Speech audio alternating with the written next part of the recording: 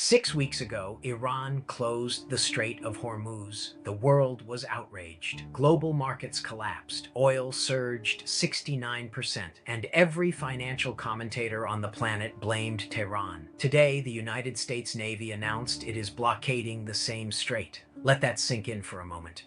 Both sides are now blocking the world's most important energy choke points simultaneously.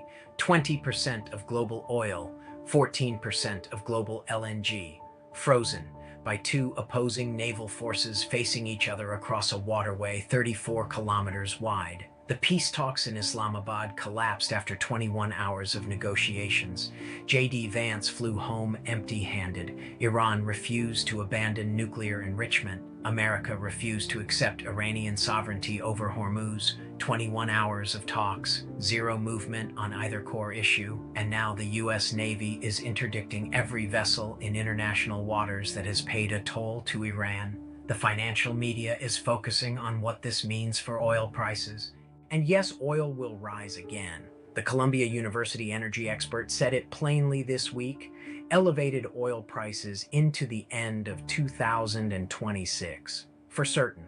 But here is what almost nobody is talking about. This blockade does not just hurt Iran. China receives 1/3 of its total oil supply through the Strait of Hormuz. 84% of all crude shipments through the strait go to Asian markets: China, India, Japan, South Korea, Pakistan. China was already buying discounted Iranian oil specifically to bypass Western sanctions. That supply line is now gone, intercepted by the United States Navy in international waters. When Chinese factories face higher energy costs, they do not absorb them. They pass them on. Every product manufactured in China becomes more expensive. Electronics, machinery, consumer goods, industrial components, the entire supply chain that connects Chinese factories to European and Swiss consumers reprices upward.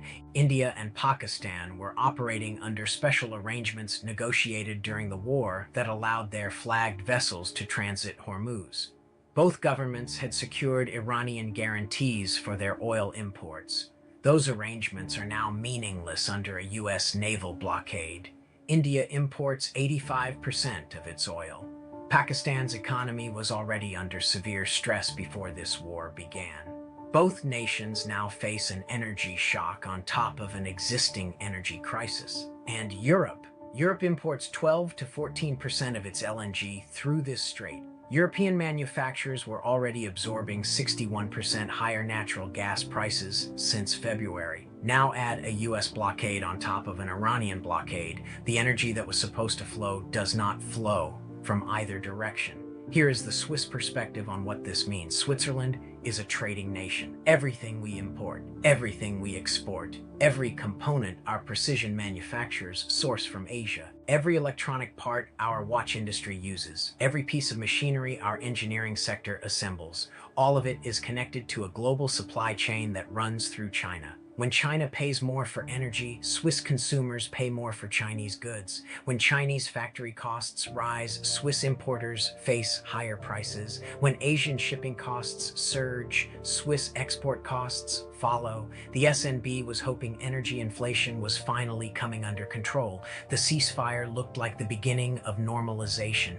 That hope lasted exactly 4 days. Now we have two naval blockades, two sets of sanctions, two sides interdicting the same waterway, and 230 loaded oil tankers still waiting inside the Persian Gulf, unable to move.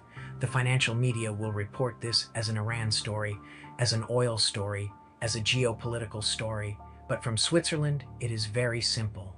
When energy is scarce in China, our goods in Europe cost more. When oil is blocked in the Gulf, Swiss pension funds lose value. When inflation returns, the SNB has no good options. The Strait of Hormuz is 34 kilometers wide. The consequences of blocking it stretch from Tehran to Beijing to Zurich, and right now both sides are blocking it at the same time.